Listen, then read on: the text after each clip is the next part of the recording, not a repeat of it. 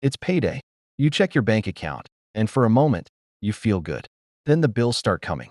Rent, car payment, insurance, groceries, credit card payments.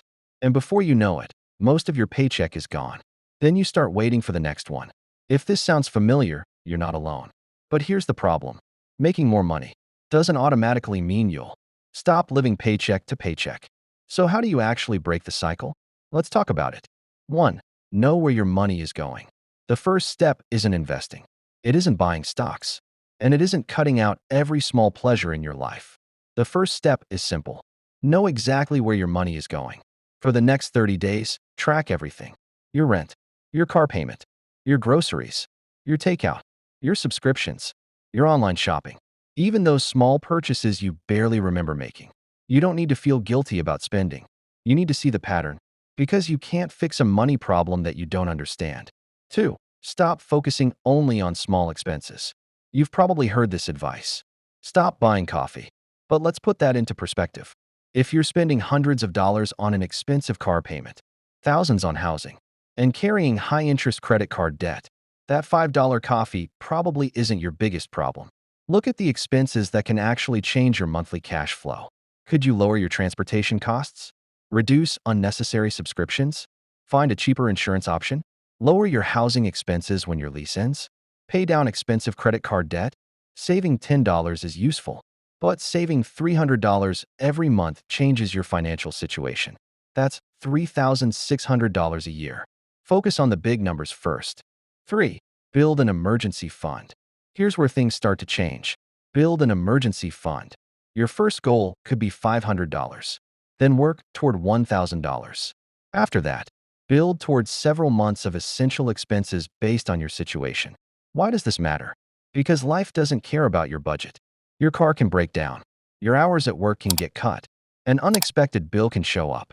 Without savings, those problems can become credit card debt. And credit card debt can create another monthly payment. Another payment means less money available next month. And that's how the cycle keeps going. An emergency fund gives you something incredibly valuable.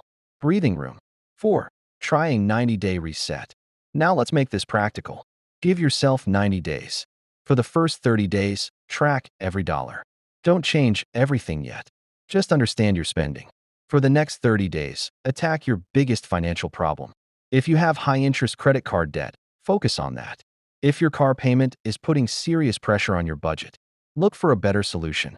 If housing is taking too much of your income, start planning your next move. Don't try to fix 10 problems at once. Fix the problem that's hurting your cash flow the most. Then use the final 30 days to focus on income. Ask yourself, can I negotiate my salary? Can I find a better paying job? Can I learn a skill that increases my earning potential? Can I earn additional income without putting myself into a worse financial situation? Because there's a limit to how much you can cut, but increasing your earning power can change the entire equation. 5. Don't let every raise disappear. This is where many people get stuck. You get a raise. Then your lifestyle gets a raise too. A nicer car, a more expensive apartment, more restaurants, more shopping, more subscriptions. And suddenly, you're making more money, but you're still stressed about money. That's lifestyle inflation. So the next time your income increases, don't spend all of the increase. Let your lifestyle improve a little, but let your savings and financial security improve too. If you get an extra $500 a month, you don't need to create $500 of new expenses. Give some of that money a job. Emergency savings, debt payoff, retirement, long-term investing. The exact priorities depend on your situation, but don't let every raise disappear. 6. What financial freedom actually feels like. People often imagine financial freedom as a luxury car, a huge house, or millions of dollars in the bank. But the first stage of financial freedom looks much less exciting. Your car breaks down, and you don't panic. An unexpected $700 bill arrives, and you don't immediately reach for your credit card. Your paycheck arrives, and you don't need every dollar just to survive until the next one. That's progress. You've created financial margin. And once you have that margin, you can start building real wealth. Final message. So remember these 4 things. Track your money. Control your biggest expenses. Build an emergency fund. Increase your income without automatically increasing your lifestyle. You don't have to completely change your financial life overnight.